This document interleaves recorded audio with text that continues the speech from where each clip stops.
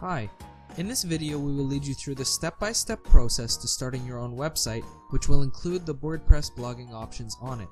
This option is more suitable for some people since it offers much faster download times and the ability to design a full website that has much more than just a blog on it. Here are the 12 steps to using a hosting service for your blog. 1. Visit www.hostgator.com. 2. At the main menu bar, choose Web Hosting. 3. On the following screen, you have 3 pricing options. The cheapest hatchling plan will be sufficient to set up a single website. 4. After choosing your pricing option, you need to enter your custom domain name. The domain name will work only if it isn't already in use. Continuing down the page, you will need to enter more information. There are also more options offered that may be of use to you. 5. Upon completion of your payment, you should check your emails for an account info email from HostGator. 6.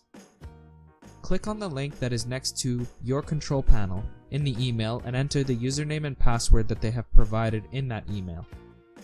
7. Now that you have entered the HostGator control panel, you want to scroll down until you find the heading titled Software and Services. The option you want to click on is Quick Install. 8. On this page, you will find a list of items titled Popular Installs on the left side of the page. Choose the WordPress option. 9.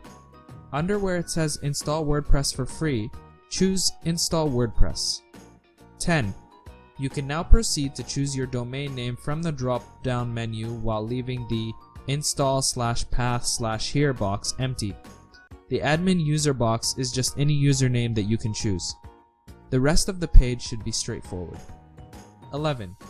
Once you move on, you will be shown a progress bar at the top of the page.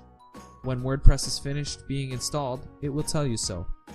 When finished, you want to click on the View Credentials drop-down menu on the right of the notification bar saying that the install is complete. This will give you a link to the login area of your WordPress add-on.